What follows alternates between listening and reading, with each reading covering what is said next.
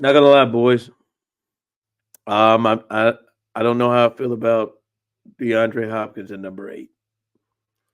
I really, really, really was thinking, all right, yes, he can't go 10 with Pacheco there, but just take that one off and get that 0 in there. That 0, that is a sexy, sexy look. I think that is one that would have been a beaut. Get that big 0 in there, unique. Get on that body and that frame, that little thin frame, it would have looked long.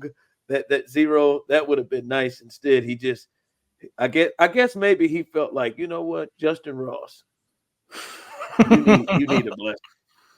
That kid Both over there, Clemson that kid players. needs a blessing. Maybe it was a flex. Got Clemson players here, man. You've had that neck fusion stuff, man. This kid needs a little extra Christmas present. So let me break him off. Let me hold that 8, and there he is. And maybe that's what happens, but it's all right. I've looked at it several times.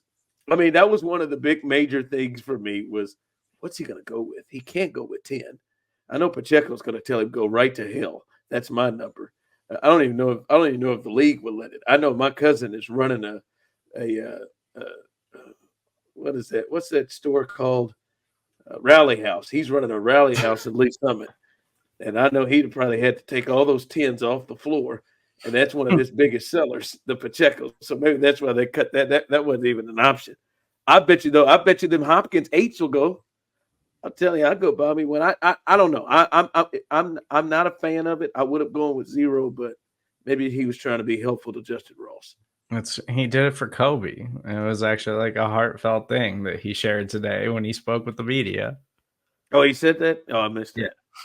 He picked 8 for Kobe because he's been 10 his entire NFL career. It's the first time he's ever not been 10, so he picked 8 for his friend Kobe Bryant. So they're friends that I don't know. I just made that part up. I don't know. Maybe he's added that up.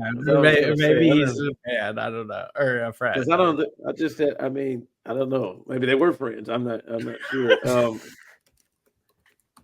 I wonder why he didn't go with 24. Well, let's take because that's no okay. Can you take a number from a player that's on injured reserve? Yes. But clearly, how do you think that conversation went with Sky? Were they like, "Hey, listen, you got 2 options here. Just put you on IR." This is. How do you feel about pay to leave, Sky? Yeah, there ain't an injury. What did they say the injury was? 2-4. It's a core muscle injury that he needs surgery. What was the one that he came down with last year? Did he got an eye? Didn't he get a stint too? What was that? Yeah, I don't remember what it was. Late in the season, he went to IR. What was it? I think it was a left nipple. It was something that's it not might really have been a core muscle injury again. I don't remember. I really don't. Maybe it was an ankle. I really don't remember what happened. Yeah, his left earlobe, guys. It is can't put on the helmet, folks. Yeah, he's suffering from a tough toenail. He lost a toenail that bent over on him. He's not going to be able to go yet. I bet he went over. I bet he went over to Sky and said, "Hey, man, we get 2-4." And because the Chiefs have allowed Sky Moore to be as delusional as he is, and he thinks he's an actual player on this team, Sky was like, "No, sorry, man, I got to hold on to it." Honest to God, I didn't know we were going here. But would Sky Moore be on any other team in the National Football League? Like if he got released right now, would somebody pick him up? No, he's got USFL written all over him. Do you know how many catches Sky Moore has this year? 1, maybe. He doesn't have one yet. I thought he had at least one jump off. No. Does that count that he caught the kickoff, which I was not confident that he was going to? I'm serious. There's not a role for him. Why it's so frustrating. I don't know what happened, dude. He was so good in college. He was so good in college. No, listen, we're past. I don't know what happened. Now we're trying to figure out what's going on with the decision makers that keep saying if he couldn't play in last week's game with everybody. Like everybody did something. Justin Watson caught a ball and almost got his neck ripped off on the sideline and made a play. McCole Hardman, of course, it's the 49ers, so he went off. But, I mean, he made plays, a big first down, got in the end zone, return. I mean, hell, Juju, I think, did something before he got hurt. Like, I mean, everybody did something except him, man. We got a big second down. Hey, man, just catch this ball right here. Can't do it. It's hard to accept. He is the second-round pick that they traded up for, and they just won't let it go. They're not ready to go. But nobody won't. It's like, no, this thing's gonna work. It's not, and he's not bringing anything. He played half of the snaps.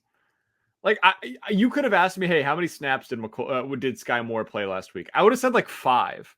Because there's no way he was possibly out there for more than that. He was just running wind sprints. He played 33 snaps. McCole had 21. McCole had like 18 times the impact on that game that Sky Moore did. It's really puzzling. Honest to God, and I want to get to DeAndre Hopkins. We're leading the show with Sky Moore. Technically, we led it with his jersey number, but then because Sky Moore refused to give up 24, which he was clearly DeAndre Hopkins trying to make a tribute to Kobe, and then had to go down to Ross at 8. Luckily, there were 2 numbers to choose from, because after that, he was going to have to go to his high school number at Lower Marion and get a 33 if Ross was going to say, no, can't give up 8. But do you think he thinks it's going well? I'm serious. I'm dead serious, guys. Do you think when he practiced every week? Do you think he's like, hey man, we're 6-0. I'm doing things to help the team. Man, my run blocking is absolutely killing them. Like I played. How many percentage of the snaps he played? 33, like 50. I played 50. I played 50% of the snaps, man. We got a W right now. We got a W. Hey, man, that was a tough catch. It was kind of low. Like I caught a kickoff return. I returned it to the 27. Like, do you think he thinks this is going well? He's dressing every week, and he hasn't caught a ball in 6 weeks. No, he doesn't think this is going well. There's no chance. You think he has to have. Ron, like, think about whoever your buddy is that has like the least amount of confidence, right? You're going out, like he's probably still single, and he's like, tonight's the night. And you know it's not going to be the night. And then the moment that he gets to the bar, he's like, tonight's not the night. That's Sky Moore. Every week, Sky Moore has to be like, this is the week. It's going to be better. And then every time the ball gets like 2 feet away from him, there's a glitch. There's a glitch in his head. He can't catch anything. He can't seem to get open. There's zero trust between Patrick Mahomes with Sky Moore, nor should there be, because he hasn't earned any trust. He's one of, and I don't say this with any like malice intent, he's one of the worst players in the NFL. He's one of the worst draft picks I've seen in a long time.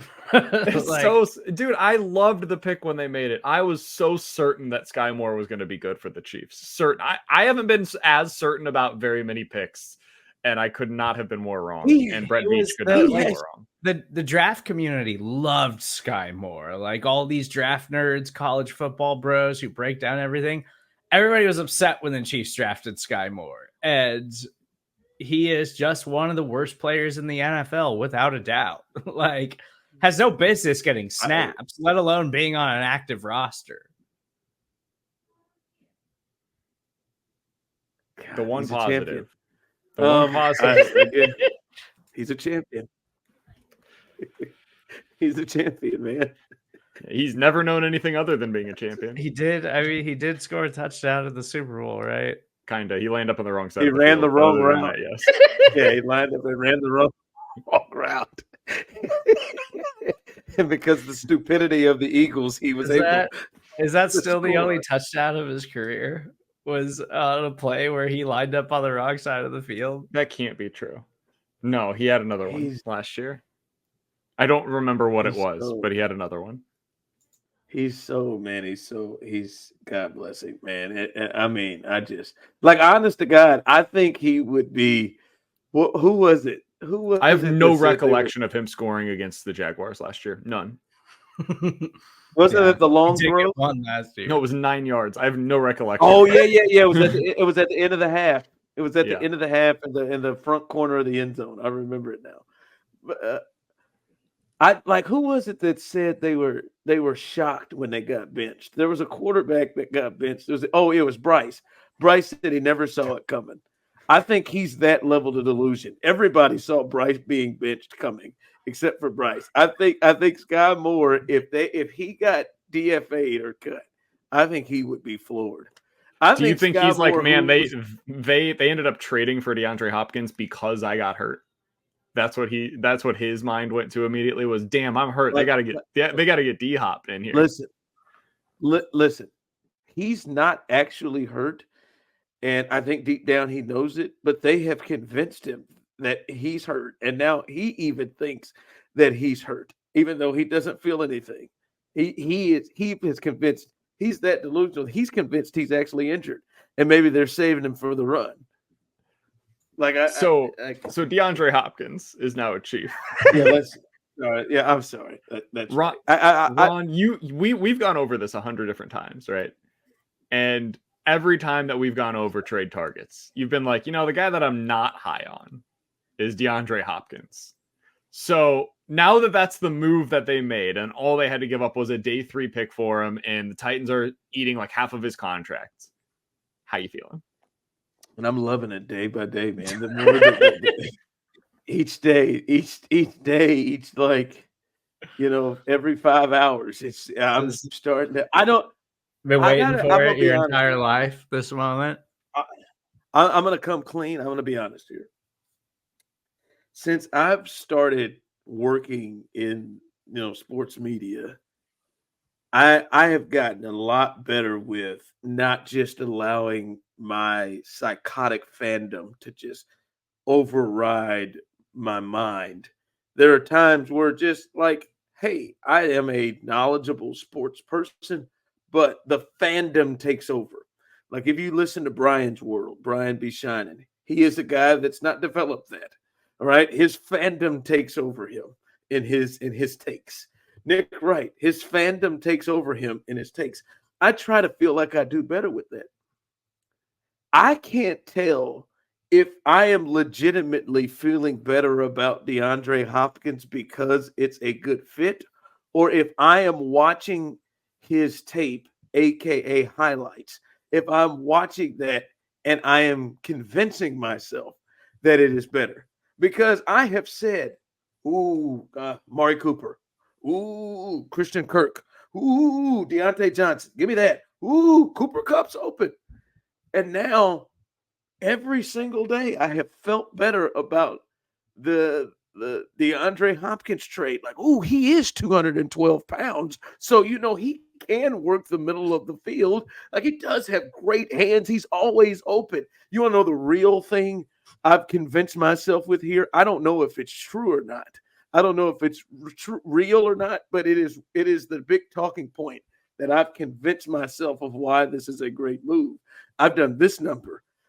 Like, listen, he's not who he used to be. He's not going to be a Pro Bowl guy. He's not making huge plays, but he really helps solidifies everybody's roles, right? Like he has this role to where he can kind of go in the middle of the field and he can kind of play off Kelce, and he's another guy where he doesn't force Worthy to have to do more than what he is, and Worthy can be the deep threat and the gadget guy, and on the other side when Juju comes back, he can be the kind of tough yards guy, and Kelce, and like he keeps everybody's roles where they are. It really sounds good. I don't know if I really believe it or if that is the thing that I'm using to convince myself that it's done this. Like I've convinced myself, wow, 3rd downs and 5s, 6, 7s, and 8s. They're in great shape when you got Travis and him. And then so I don't know. I don't know if this is my fandom growing over or if I'm making legit good takes with this thing. I think it's both because I feel kind of similar. Like I don't really know if this is going to work or not. I don't, because it's so out of the norm for what the Chiefs like to do.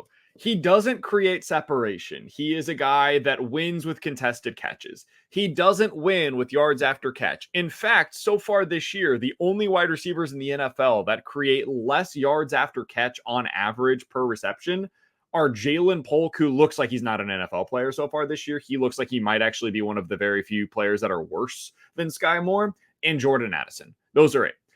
DeAndre Hopkins on average adds 1 yard of after catch explosion once he catches the football. It's just, that's not the player the Chiefs typically target, man. They target 2 things.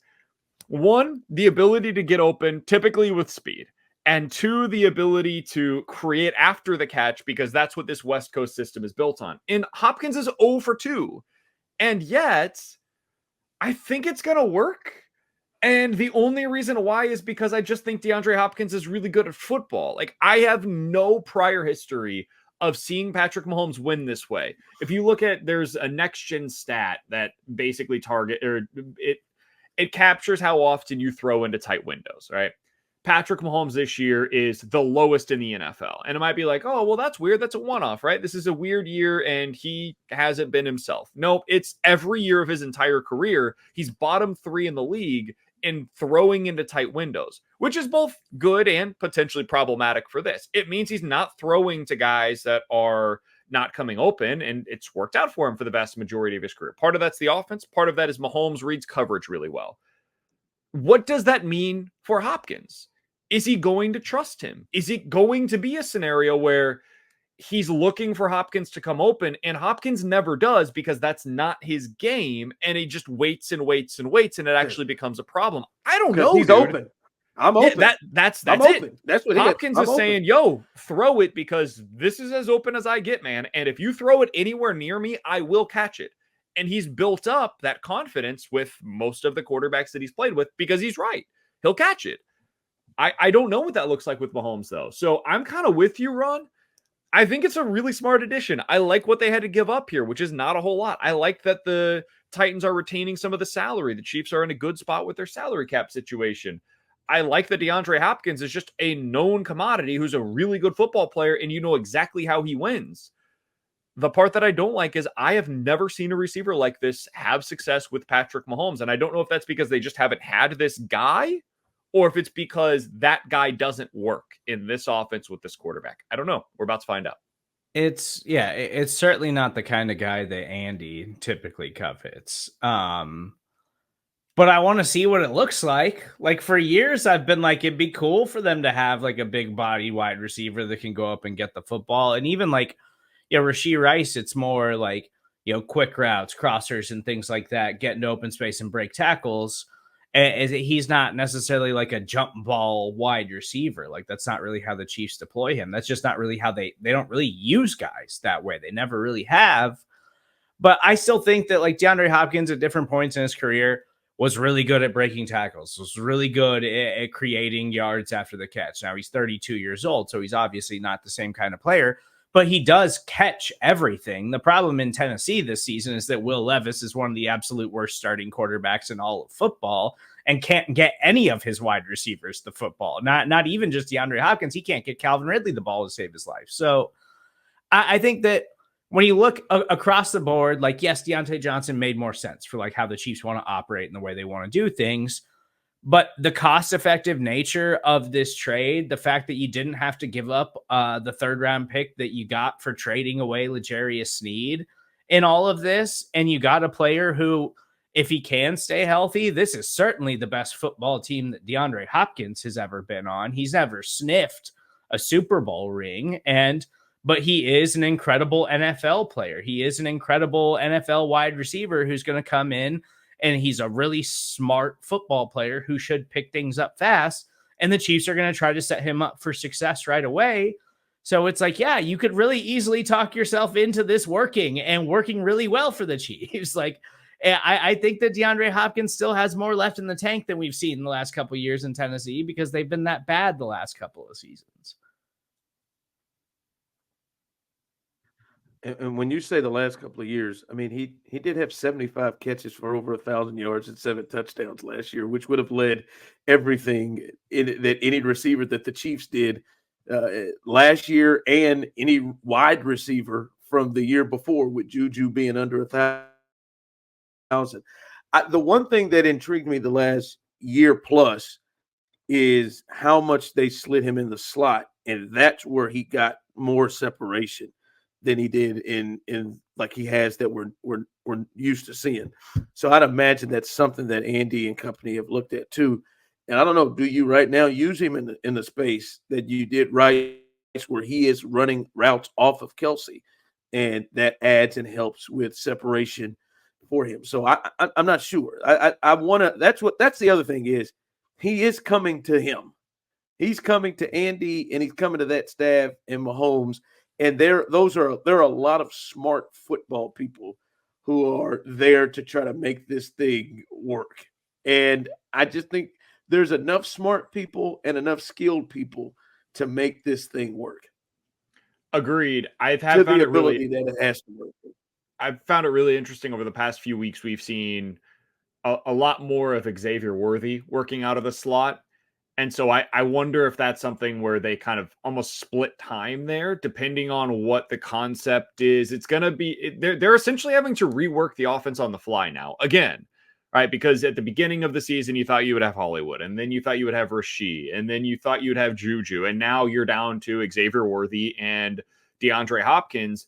And Hopkins is just so different than any other guy that this team has operated with. You mentioned the size. Ron, I remember at the beginning of the year, you were talking about how they had a bunch of Smurfs out there. Like, it was just a bunch of dudes that are like 5'9", $180. Now.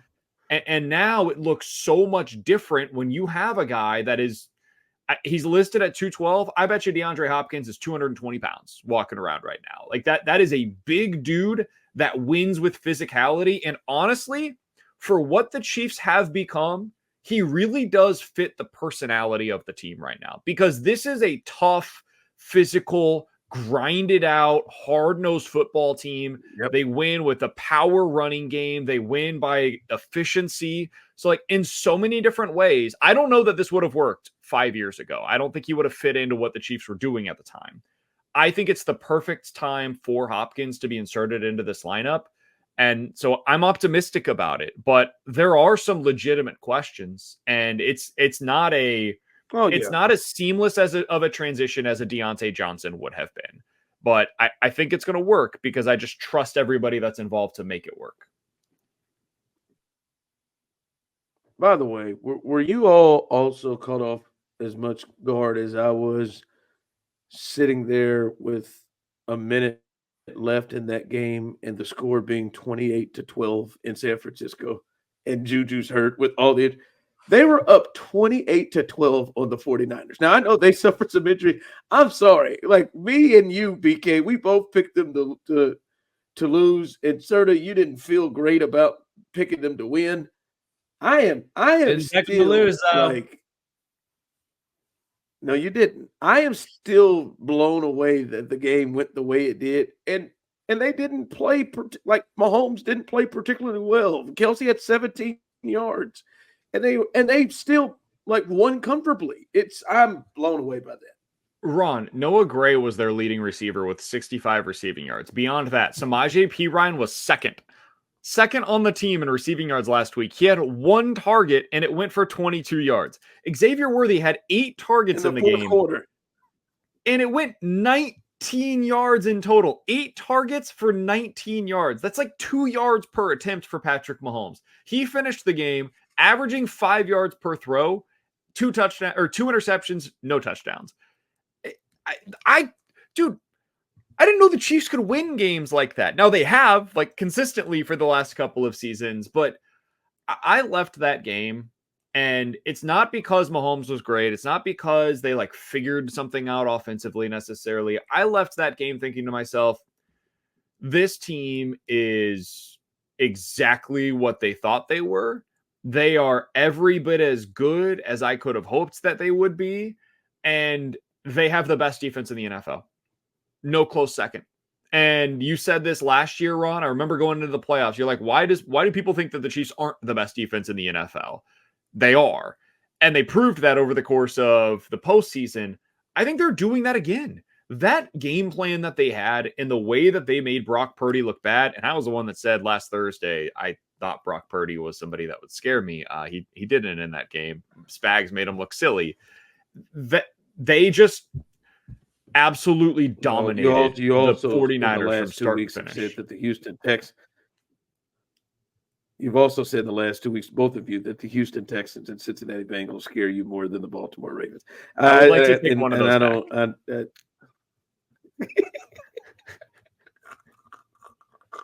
I'm less afraid of the Texans. Right there.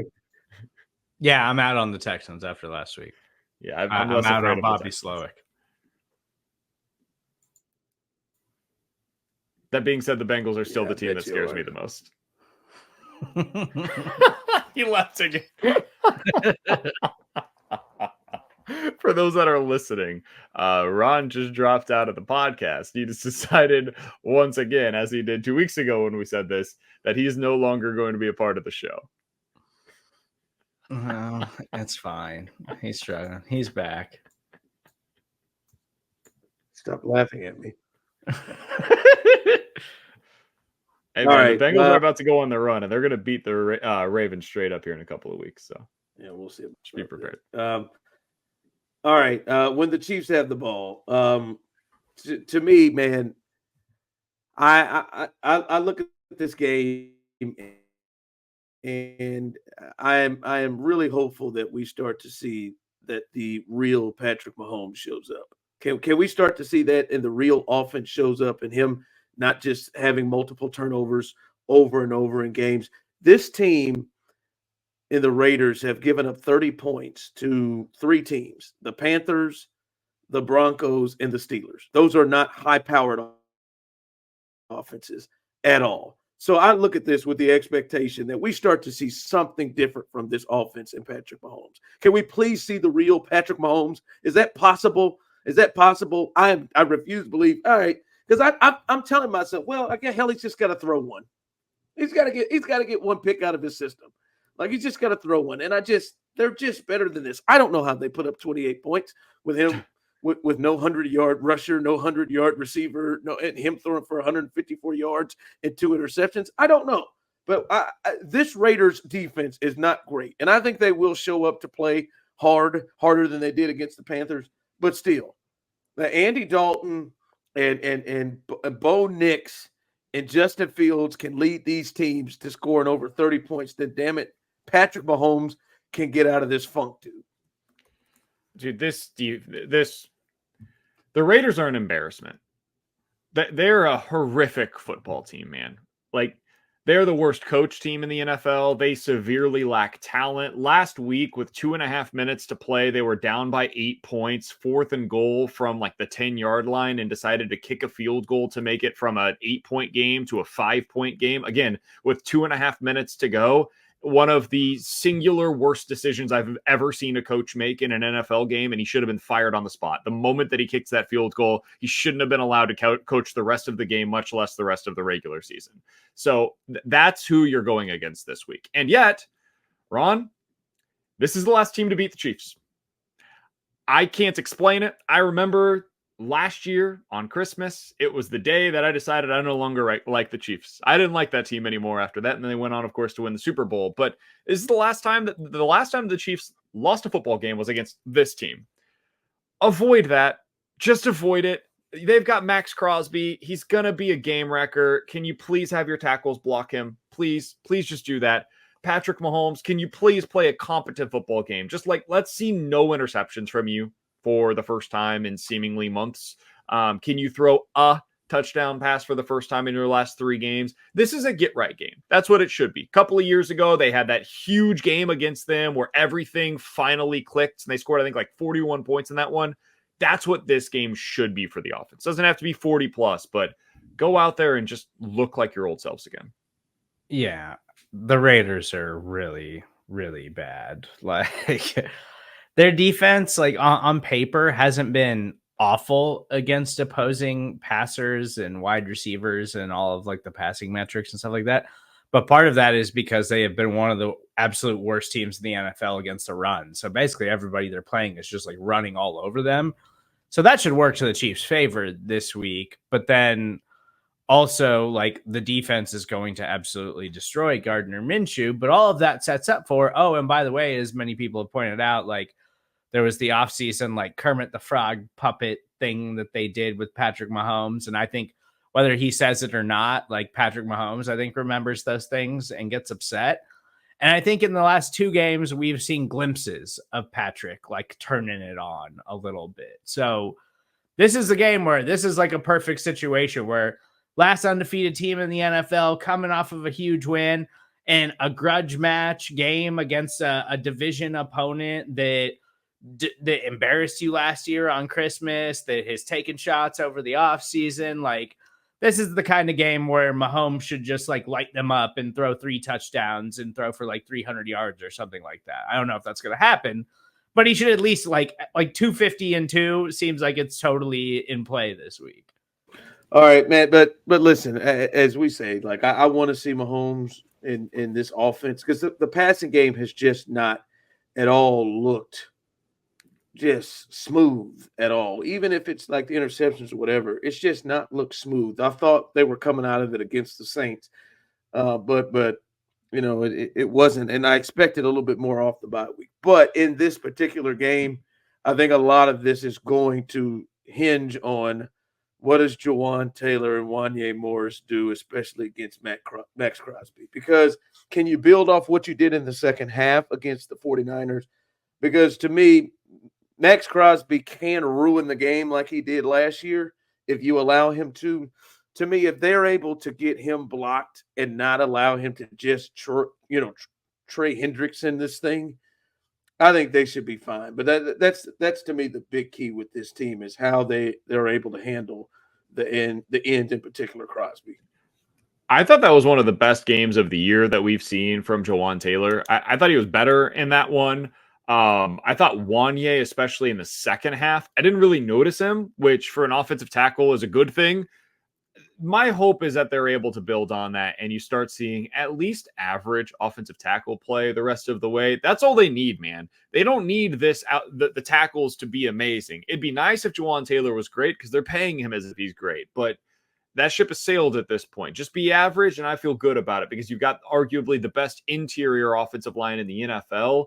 And in a game like this, that's where this game could be potentially like up for grabs, is if you don't have a good game plan against Max Crosby, because he's the only guy on their entire roster, man. Offense, defense, special teams, the one guy that concerns you is Crosby at this point, because Adams is no longer a threat on their offensive side of the ball. Their quarterbacks are terrible. They have no real running game. It's really just Crosby. So if you can shut him down or at least slow him down, they really don't have anybody on the defensive side of the ball that scares you a whole lot. And that can give Mahomes the time that he needs. And now hopefully he's able to make some better connections. D-Hop gets involved early on some of those quick timing routes. You would hope you get a little bit more. Maybe you do connect on a deep shot to Xavier Worthy this week. And now you're starting to feel a lot better about where the passing game is headed. But it really all starts up front, and it starts with having a good game plan against Max Crosby. Yeah. It's as simple as that. Like, there's nobody else on this Raiders defense that concerns you. Like, Divine Diablo is having like an okay season. Like, that's about it. Like, they just don't. They're not a talented football team. They're not a well-coached football team. Like, this just isn't a team that should concern the Chiefs. When you're last undefeated team in the NFL, you should show up and you should dominate a team like this, even though we've seen this team just not do that, even in a bunch of circumstances where they should. But at least this is a division opponent that has talked a lot of trash over the years, and somebody that hopefully they'll get up for it and just not totally lay an egg like we saw them do last year. And Ron, beyond that, it's not just that they're a bad football team. It's that they're an uninspired team.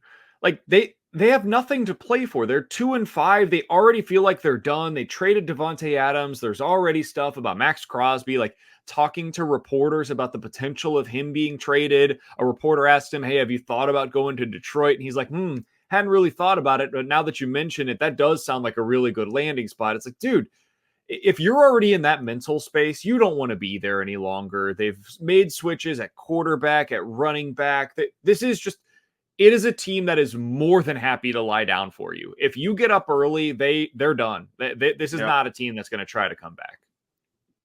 Yeah, and I do think the Chiefs, in particular, their offense, they got to believe they're the reason why they lost that game last year to them. You would think that they're up for this thing. All right. When the Raiders have the ball, for me, there's not a lot here. Desmond Ridder is in this game. He sucks. The rest of their group sucks. As you said, they traded away Devontae Adams, so now they're rolling with Jacoby Myers and some gentleman named Trent Tucker or Terry Tucker. It's a T. I know it's a T with a Tucker. I don't know who else it is. Sure. The tight end is good. Bowers from Georgia and his bad hair day is good. But to me, the focus of this is listen, November 5th is the trade deadline. We've talked about so many injuries. The Jaylen Watson one, because of how he was playing and because of what has to happen now that he is out with Johnson and Joshua Williams having to take a bigger role, that's where the eyes are, second and third corner. Because for second and third corners, for where the Chiefs are going to try to get to, and in games later on where the Chiefs are going to have to defend teams that have, like the Ravens that have multiple, receivers, the Texans who have multiple receivers, the Bills now who have a couple of receivers later on, like they're going to have to defend those type teams. Or if they run into the team you have issues with or fears of with the Bengals, two receivers like that, they got to believe that they can at least do something with these guys. And listen, I want to say this. I said this earlier on the Daily Fix. I trust Spags. I don't trust Joshua Williams and Johnson. I don't. And it don't take much with tight games that the Chiefs play to have one of these guys give up something. So my eyes are on those guys and that they should be able to more than hold their own against these receivers that the Raiders have. And if they don't, then I think you got to give some serious thought to trying to make something happen before November 5th. I want to see who starts because I don't know who they're going to start. I'm guessing it's going to be Najee Johnson because he's just been the guy that they've been rolling with for the most part as that third corner. He's been getting the majority of those snaps over the last few weeks. There were a few more reps last week for Joshua Williams, but in week 1, Joshua Williams and Jaylen Watson split time. That was against Baltimore. He had 32 snaps defensively that week. And then he just lost his spot entirely. It was Jaylen Watson and Najee Johnson. And then this past week, it was Chris Roland Wallace, who ended up making a really big play in that game, of course. But those were the guys that were getting reps over Joshua Williams. And Williams was exclusively playing on special teams. I just think Williams is a better football player than Najee Johnson at this point. I trust Dave Merritt. I trust Spags. And if they disagree with that, hey, man, they certainly have more information at their disposal than I do. But when I watch Najee Johnson week to week, I get nervous every time I see that guy in coverage on the guy that's about to be targeted. So I hope they get a decent amount of snaps for Joshua Williams. And I'm really rooting for that guy to be the one that ultimately ends up winning this job because I just have way more faith in him being a solid corner that can do what they need and give them 70% of what they were getting out of Jaylen Watson. That's passable.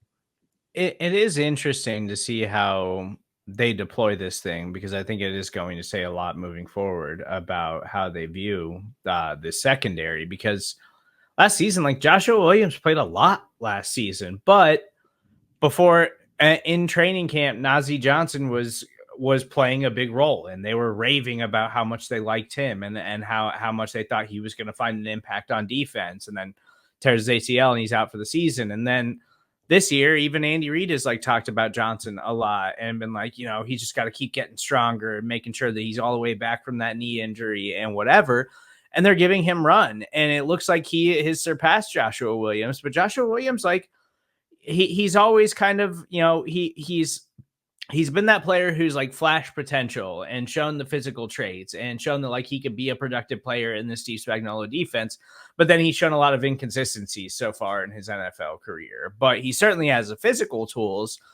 But then coming into the season, it was hey him and Johnson had all of this time in training camp when Jaylen Watson wasn't healthy to kind of carve out roles for themselves. And then Jaylen Watson comes back and like gets a lot of time in one preseason game. And they were just like, all right, Jaylen Watson's the guy. Like, because neither one of them really left enough of a mark to signify that they should have a big role in this secondary. So I think in a perfect world, Joshua Williams finds a way to put it together and can be like a significant replacement for Jaylen Watson. I think that's what the Chiefs would like. But at this point, it seems like they trust Najee Johnson more than they trust Joshua Williams. So I am interested to see how that plays out, because it's going to matter, especially if they're not going to make some other kind of move down the line to try to beef up the secondary now with this Watson injury. Bigger question for you guys the rest of the way: wide receiver or cornerback 2? Oh, cornerback 2. Yeah, I think the defense is how you win. Like, it's crazy, right? It's wild that we've arrived at that place, but I'm in total agreement. I trust Andy. I trust Patrick to make this work. You just got DeAndre Hopkins. You have Xavier Worthy. You've got Travis Kelce. You've got a good running game that you can rely on. There's other things you can do offensively to mask that issue, and you can dictate what you do on offense. On defense, they can expose what your biggest flaw is. And if you don't have a number 2 corner that you can trust, they can just keep attacking you. You guys remember what it used to be like going up against Peyton Manning. He'd find who your weakness was on defense at corner, and he'd just keep going after it. So it is to me the single biggest thing that I'm going to be watching over the next few weeks. Unfortunately, we're not going to get a whole lot of answers on that because they're going up against the Raiders, Bucks, and Broncos. And those are not exactly a trio of teams that have a bunch of wide receivers that you're concerned about. Yeah, especially now the Bucks have had them all injured. To me in this game, if the second corner, the other corners, whether it's Williams or Johnson, are able to hold it down, with the Chiefs, how great they have been with their run defense, which may be the most amazing thing that they do, and how they can get pressure, and it's Desmond Ridder. Man, it's a hard time trying to figure out how they're going to score points. I don't know what the over-under is on their points, but I would take the under. Listen, when's the last time the Chiefs had a shutout? 2016. I looked this up earlier today. It was 2016, 31-0. With the Texans? Yeah, Texans. I think that was the opener. Yep, with Brian Hoyer throwing interceptions all over the place. Yeah, that was the last time. They got a shot at that. Yeah, they got a shot at that. If they don't take advantage of the other corners, it's hard to figure out, and maybe we're being a little too cocky with the Raiders, but it is hard to figure out how they could score in this thing. I don't think they can. It's Serda mentioned it. It's Brock Bowers.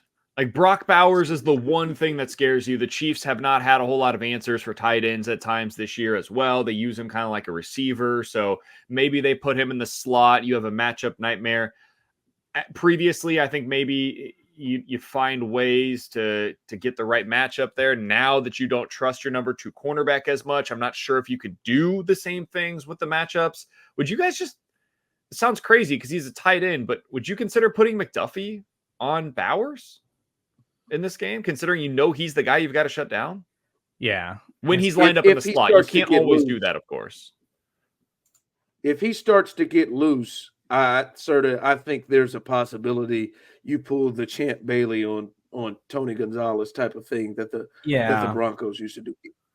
I think to start the game, you give it a Chamari Connor, you give it a Justin Reed rotating in and kind of see how you can play him. But Brock Bowers has been incredible this season. He's the only part of the Raiders offense that matters at all. And I still think Jacoby Myers is a decent player. I don't think he's a player you should totally write off.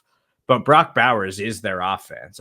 They can't run the ball. Now they've traded Devontae Adams. They don't have any reliable pass catchers outside of Brock Bowers.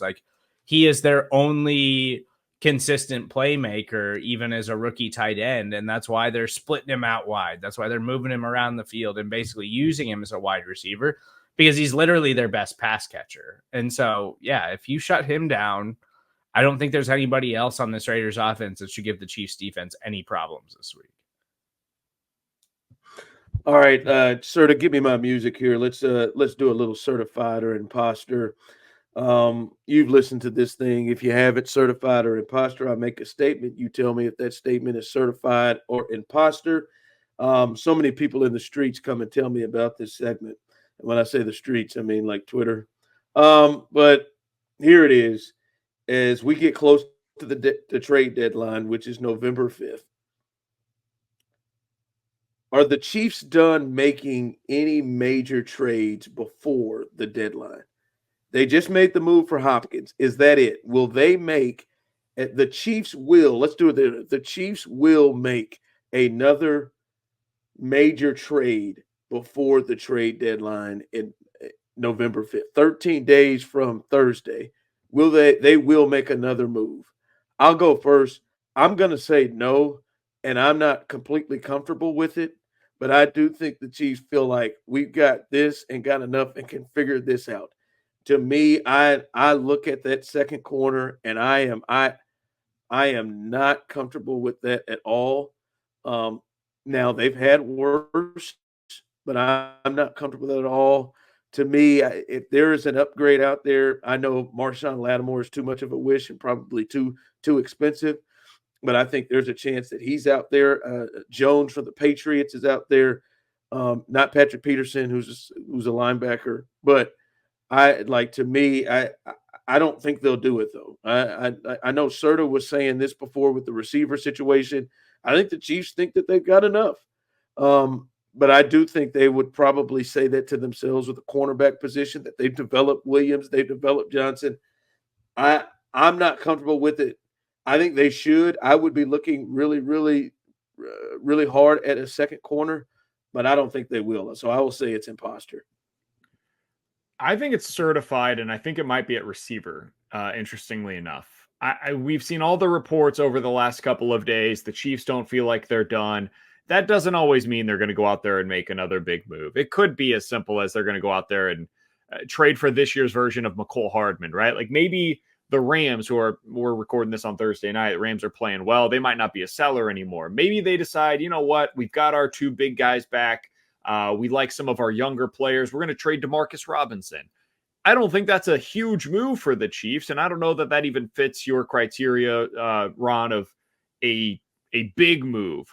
But could the Chiefs make another deal that ends up bolstering their wide receiver core? I could see it. I think that's much more likely than corners. Corners just don't get traded very often during the season. Receiver is a much easier move to be able to make.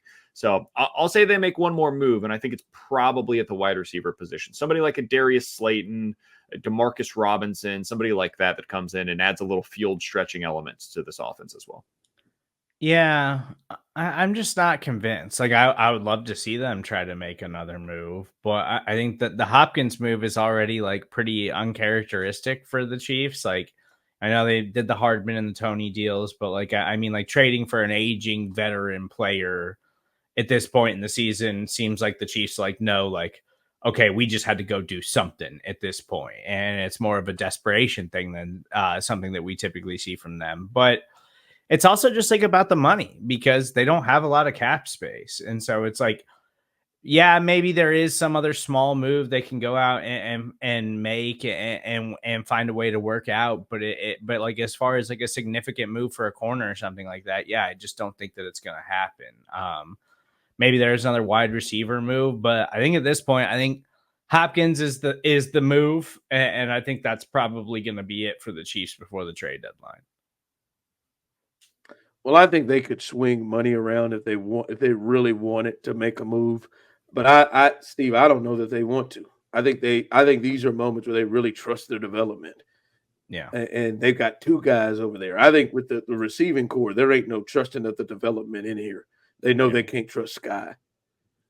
All right, prediction time. The Chiefs will play the Raiders. They're 6-0, trying to remain unbeaten. Serda, what's your prediction for this game?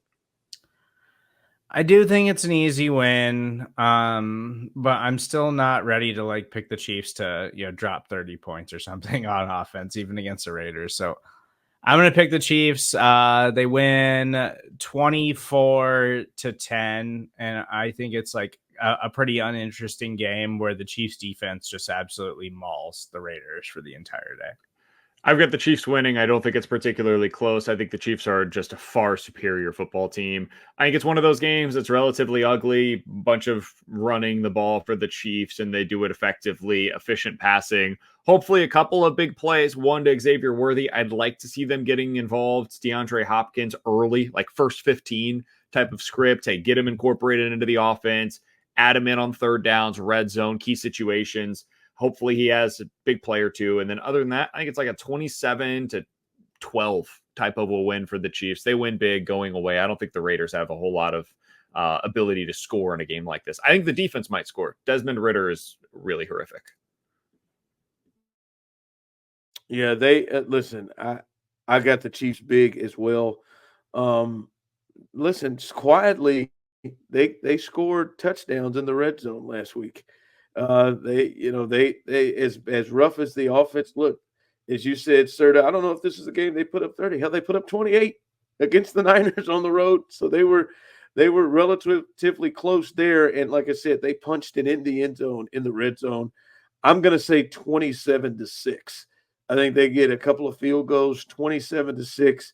And some of this, the reason why the Chiefs don't get to 30 is because Andy and company want to just bog the game down in the second half, and they want to run it, and they're not aggressively trying to put it up. So I go 27-6. The Chiefs get to 7-0. All right, fellas. This is fun, man. This is fun. I told you if they get past them 49ers, this thing starts to kind of open up a little bit. We'll see how they get to. I think they'll get to 7-0, and we'll see what the talk is. We are out.